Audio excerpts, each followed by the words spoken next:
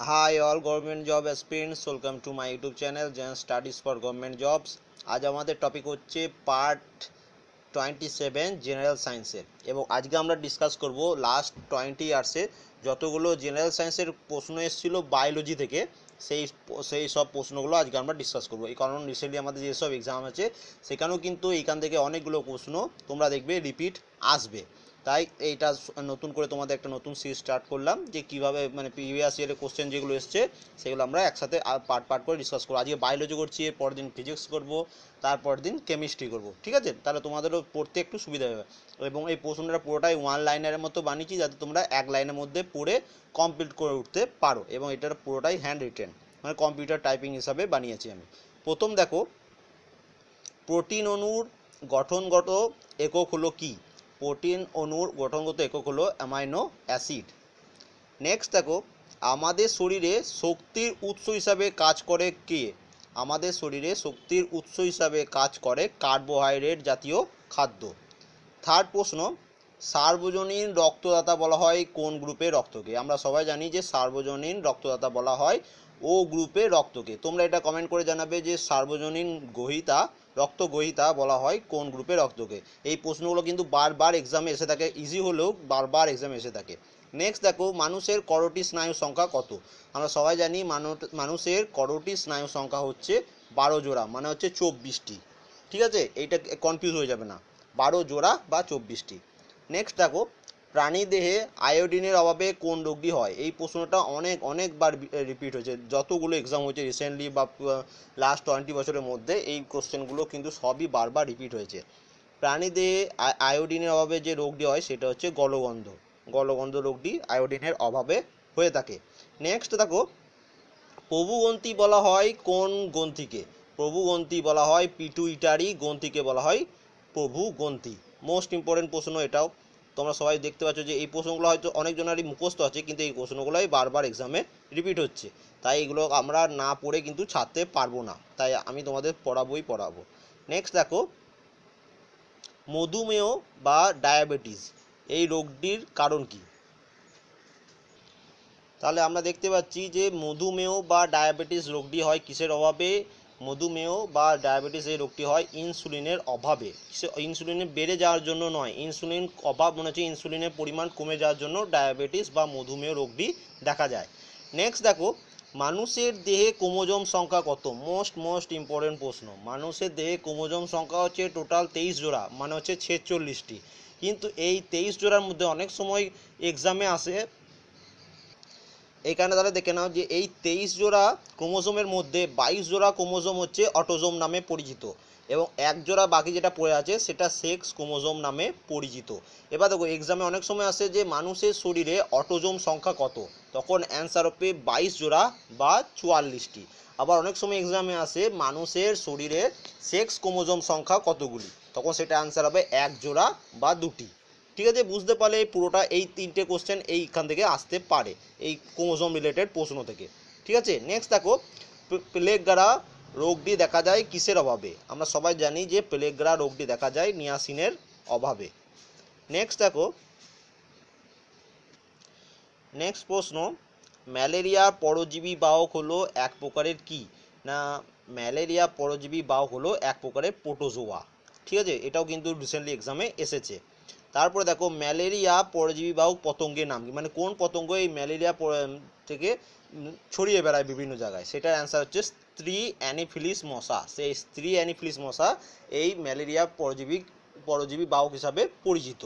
তারপরে দেখো, রান্না করলে যে ভিটামিন নষ্ট হয়ে যায়, খুব ইম্পর্টেন্ট প্রশ্ন। আমরা সবাই জানি যে ভিটামিন সি কে রান্না করলে এই ভিটামিন সি নষ্ট হয়ে যায়, এবং এই প্রশ্নটা অনেকবার এসছে যে ভিটামিন সি এর রাসায়নিক নাম কি? ভিটামিন সি এর রাসায়নিক নাম হচ্ছে অ্যাসকর্বিক অ্যাসিড। তারপরে দেখো, হিমোগ্লোবিনে খনিজ উপাদান হলো কি? বা এমন প্রশ্ন আসবে যে হিমোগ্লোবিনে কোন খনিজ উপাদান পাওয়া যায়? অ্যান্সার কি হবে? লোহা। নেক্সট দেখো, আরবিসির পুরো নাম কি? এই প্রশ্নটাও খুব ইম্পর্টেন্ট, অনেকবার এসছে। আরবিসির পুরো নাম হচ্ছে রেড ব্লাড কর্পাসাল বা রেড ব্লাড কর্পাসাল, আরবিসির ফুল ফর্ম। এটা কিন্তু একদম মুখস্থ করে নেবে, ঠিক আছে? রক্তের রং লাল হয় কি জন্য? এই প্রশ্নটাও খুবই ইম্পর্টেন্ট।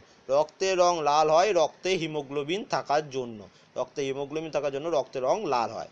তারপরে দেখো, মায়োপিয়া রোগে যে লেন্সটি ব্যবহৃত হয়, মায়োপিয়া রোগে যে লেন্সটি ব্যবহৃত হয় সেটা হচ্ছে অবতল লেন্স বা কনকেভ লেন্স। ইংলিশে বলা হয় কনকেভ লেন্স এবং বাংলাতে বলা হয় অবতল লেন্স। এটা হচ্ছে মায়োপিয়া। নেক্সট দেখো, পরিণত মানবদেহে অস্থি সংখ্যা কয়টি?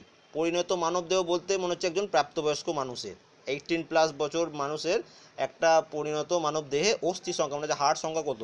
টোটাল হাড় সংখ্যা হচ্ছে 206টি। তোমাদের কাছে আমি একটা প্রশ্ন করলাম, নিউ বর্ন বেবি মানে নতুন জন্ম নেওয়া বাচ্চা বা বেবির অস্থি সংখ্যা কত, মানে হাড় সংখ্যা কত? এই প্রশ্নটাও এসেছে, যেটা আমি পরের পার্টে ডিসকাস করব তোমাদের সাথে। নেক্সট দেখো, রক্তের শ্রেণীবিভাগ করেন কে? রক্তের শ্রেণীবিভাগ করেছিলেন বিজ্ঞানী কার্ল ল্যান্ডস্টেইনার। এবং তারপরের প্রশ্নটা দেখো, এই প্রশ্নটার মধ্যে অনেকজন কনফিউজ হয়ে যায় যে মানবদেহে রক্ত চলাচল পদ্ধতি পর্যবেক্ষণ করেছিলেন কে? তাহলে রক্তে শ্রেণীবিভাগ করেছিলেন বিজ্ঞানী কার্ল ল্যান্ডস্টেইনার এবং রক্ত চলাচল পদ্ধতি পর্যবেক্ষণ করেছিলেন বিজ্ঞানী উইলিয়াম হার্ভে। তাহলে এই দুটোর মধ্যে যেন কনফিউজ হয়ে যাও না, সেই জন্য এই দুটো প্রশ্নই এক্সামে বারবার আসে, অনেকজন কনফিউজ হয়ে যায়, এটার অ্যান্সার ওটাতে লিখে দেয়। তাই এই দুটো প্রশ্নের অ্যান্সার আমি পরপর লিখে দিয়েছি, তোমরা এটা পরপর পড়ে নেবে এবং মুখস্থ করে নেবে একদম। তারপরে দেখো, হিমোফিলিয়া কি? হিমোফিলিয়া হচ্ছে একটি জিন ঘটিত রোগ। জিন ঘটিত রোগ হচ্ছে হিমোফিলিয়া। অনেক সময় এক্সাম দেয় যে একটি জিন ঘটিত রোগের নাম বলো, অপশন 4টে দিয়ে দেবে, অ্যান্সার হচ্ছে হিমোফিলিয়া। এবার দেখো নেক্সট পেজ, এখানেও দেখো দুটো কোশ্চেন বারবার তোমরা কনফিউজ হয়ে যাও। আমি অনেকগুলো যেগুলো জেনারেল সায়েন্সের আগে 26 ক্লাস যেগুলো করিয়েছিলাম জেনারেল সায়েন্সের, সেখানে তোমরা অনেকবার এই দুটো প্রশ্ন নিয়ে অনেকজনই কনফিউজ। যে সালোক সংশ্লেষের ফলে সৃষ্ট অক্সিজেনের উৎস হলো জল, এটা একদম ঠিক, যে সালোক সংশ্লেষের ফলে সৃষ্ট অক্সিজেনের উৎস হলো জল। কিন্তু এই পরের প্রশ্নটা দেখো, যে সালোক সংশ্লেষের ফলে উৎপন্ন গ্লুকোজ, এই গ্লুকোজের অক্সিজেনের উৎস কি? এই কোশ্চেনটা তোমরা অনেক বারবার ভুল করেছো। দেখো, গ্লুকোজের যে মধ্যে যে অক্সিজেনটা থাকে তার উৎস হচ্ছে কার্বন ডাইঅক্সাইড, এবং এই সালোক সংশ্লেষ প্রক্রিয়ায় গ্লুকোজ ছাড়াও এক্সট্রা অক্সিজেন উৎপন্ন হয়, সেই অক্সিজেনটার উৎস হচ্ছে জল, এবং এই গ্লুকোজের মধ্যে যে অক্সিজেনটা থাকে তার উৎস হচ্ছে কার্বন ডাইঅক্সাইড। ঠিক আছে, এইটা কিন্তু একদম ভুলবে না। তাহলে এই দু রকম প্রশ্ন এসেছে এবং আবার আসতেও পারে, যে সালোক সংশ্লেষের ফলে সৃষ্ট অক্সিজেনের উৎস হলো জল এবং সালোক সংশ্লেষের ফলে সৃষ্ট গ্লুকোজের মধ্যে অক্সিজেনের উৎস হলো কার্বন ডাইঅক্সাইড। এই দুটো যেন একদম ভুলবে না। নেক্সট দেখো, এই প্রশ্নটা বারবার এসছে এইটা, এবং আমরা অনেকবার ডিসকাসও করেছি এই সবগুলো প্রশ্নই কিন্তু। ফ্যাটে দ্রাব্য ভিটামিনগুলি হলো কে? অপশনে দিয়ে দেবে এই এ ডি ই কে জায়গায় একবার দিয়ে দিল সি, মানে এই চারটে বা তিনটে এরকম দিয়ে দেবে কোশ্চেন। ঠিক আছে, অপশনে দিয়ে দেবে, নিয়ে বলবে এগুলোর মধ্যে কোনটি ফ্যাটে দ্রাব্য ভিটামিন নয়। তাহলে ফ্যাটে দ্রাব্য ভিটামিনগুলির উৎস হচ্ছে এ ডি ই কে, এই 4 রকম ভিটামিন হচ্ছে ফ্যাটে দ্রাব্য। এবং তারপরেই দেখো পরের প্রশ্নটি আছে, জলে দ্রাব্য ভিটামিনগুলো হলো কি কি? জলে দ্রাব্য ভিটামিন হচ্ছে ভিটামিন বি এবং ভিটামিন সি। তাহলে এখানে প্রশ্নটা কেমন আসবে, যে এরকম দিয়ে দেবে এ ডি সি কে, এবার বলে দেবে এইগুলোর মধ্যে কোনটি ফ্যাটে দ্রাব্য ভিটামিন নয়। তাহলে আমরা জানি ভিটামিন এ ডি কে এই তিনটি হচ্ছে ফ্যাটে দ্রাব্য, তাহলে অ্যান্সার কী হবে? Vitamin C. এইরকমভাবে এই প্রশ্নগুলো দেবে। এবার তুমি যদি না জানো কোনটা ফ্যাটে দ্রাব্য কোনটা জলে দ্রাব্য, তাহলে কিন্তু অ্যান্সার করতে পারবে না। কিন্তু এই প্রশ্নগুলো কিন্তু বারবার এইরকমভাবেই এসেছে। তাহলে ফ্যাটে দ্রাব্য ভিটামিন হচ্ছে এডিই কে, জলে দ্রাব্য ভিটামিন হচ্ছে ভিটামিন বি এবং ভিটামিন সি। তারপরে দেখো, মানবদেহের দীর্ঘতম হাড় হলো কোনটি? আমরা সবাই জানি মানবদেহের দীর্ঘতম হাড় হচ্ছে ফিমার। গ্লাইকোজেনেসিস সংগঠিত হয় কোথায়? গ্লাইকোজেনেসিস সংগঠিত হয় যকৃতে। নেক্সট দেখো, বনস্পতি ঘি তৈরিতে ব্যবহৃত হয় কোন গ্যাস? বনস্পতি ঘি তৈরিতে ব্যবহৃত হয় হাইড্রোজেন গ্যাস। বা অনেক সময় আসে যে কোন প্রসেসের মাধ্যমে বনস্পতি ঘি তৈরি হয়, সেটা কি হবে? হাইড্রোজেনেসিস পদ্ধতির মাধ্যমে বনস্পতি ঘি তৈরি হয়। তোমরা সবাই জানো, এই প্রশ্নটা অনেকবার এসছে। তারপরে দেখো, পিনিয়াল গ্রন্থি পাওয়া যায় কোথায়? পিনিয়াল গ্রন্থি পাওয়া যায় মস্তিষ্কে। মস্তিষ্কে দেখতে পাওয়া যায় পিনিয়াল গ্রন্থি। যে ভিটামিনে কোবাল্ট পাওয়া যায়, এই প্রশ্নটাও খুব ইম্পর্টেন্ট, যে ভিটামিনে কোবাল্ট পাওয়া যায় সেটি হচ্ছে ভিটামিন বি12। মিনামাটা রোগের কারণ কি? মিনামাটা রোগের কারণ হচ্ছে পারদ দূষণ। অত্যাধিক পারদ দূষণের ফলে মানুষ শরীরে মিনামাটা রোগ দেখা যায়। স্থানীয় হরমোন বলা হয় না কোন হরমোনকে? সরি, এখানে ভুল ভুল মিস্টেক হয়েছে। স্থানীয় হরমোন বলা হয় কোন হরমোনকে? বলা হয় হবে এটা। ঠিক আছে, এটা একটু মিস্টেক হয়ে গেছে, এটা আমি যখন পিডিএফটা দেবো তখন তোমাদের ঠিক করে দেবো। স্থানীয় হরমোন বলা হয় টেস্টোস্টেরন হরমোনকে।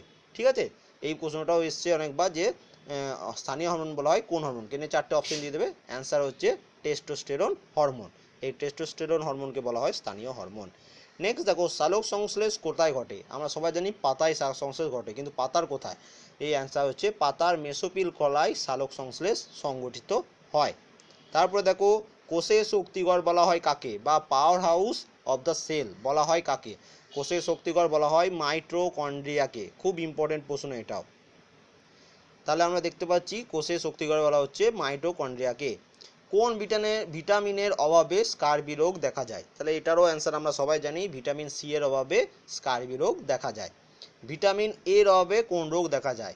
অ্যান্সার হচ্ছে রাতকানা রোগ। বা এমনও অনেক সময় আসে যে রাতকানা রোগ কোন ভিটামিনের অভাবে দেখা যায়? ভিটামিন এর অভাবে দেখা যায়। ঠিক আছে। পেলেগ্রা রোগের কারণ কি? পেলেগ্রা রোগের কারণ হচ্ছে ভিটামিন B2। ভিটামিন B2 এর অভাবে পেলেগ্রা রোগ দেখা যায়। তোমাদের একটা কোশ্চেন বলে রাখি, vitamin C, vitamin A, vitamin B12, B2 এগুলোর রাসায়নিক নাম যেগুলো সেগুলো কিন্তু একদম মুখস্থ রাখবে, কারণ রিসেন্ট এক্সামে এই ধরনের প্রশ্ন আসছে এবং আরও আসতে থাকবে। ঠিক আছে, তাই রাসায়নিক নামগুলো কিন্তু মুখস্থ করে নেবে একদম।